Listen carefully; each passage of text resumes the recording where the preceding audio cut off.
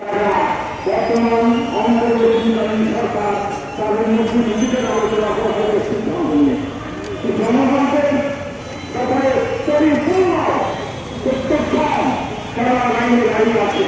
জাতীয় বাংলাদেশের আজকাল রাজপথে আমার জন্য এটা শুধু সূচনা। আপনাদের আগে বাড়েন, আমরা আগে বাড়ব।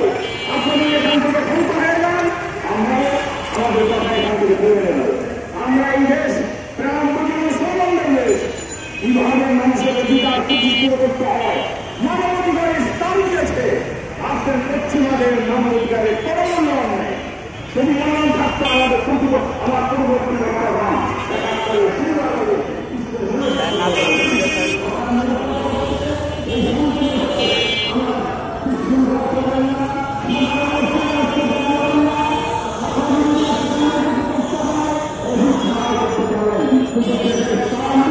আমাদের সবচেয়ে বড় কাজ ওটাই আসুন অন্তর্বর্তীকালীন সরকার আপনাকে তো দেখতে পাবেন।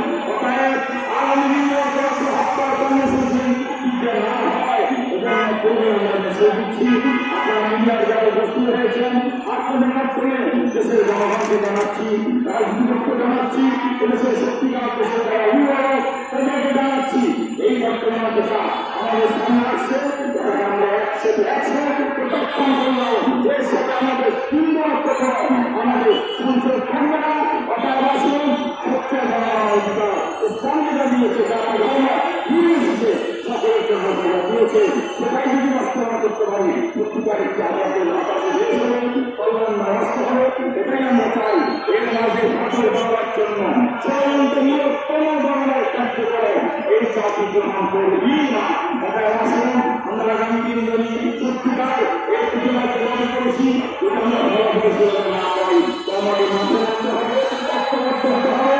সে কোন মূল্যের বিনিময়ে জাতিসংঘের এই অফিস এখানে স্থাপন করতে দেওয়া হবে না, হবে না, হবে না ইনশাআল্লাহ। ربنا تقبل منا انك انت السميع العليم وتب علينا مولانا انك انت التواب الرحيم.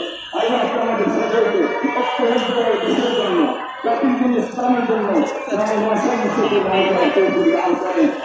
দেশকে সত্যিকার একটি কল্যাণ রাষ্ট্র আমরা চাই। আল্লাহ সেই রাষ্ট্র গঠন করার মধ্যে সকলে আমরা ঐক্যবদ্ধভাবে চেষ্টা করতে পারি। আল্লাহ সেভাবে আমাদের বিচার করতে দান করেন। যারা যোগদান করেছেন আল্লাহ তার সকলকে মঞ্জুর করে নেন। আল্লাহ এই বক্তব্য আমরা সকলের কাছে পৌঁছতে পারি। আল্লাহ সেই তৌফিক আমাদের দান করেন। ربنا تقبل منا انك انت السميع العليم وتب علينا يا مولانا انك انت التواب الرحيم.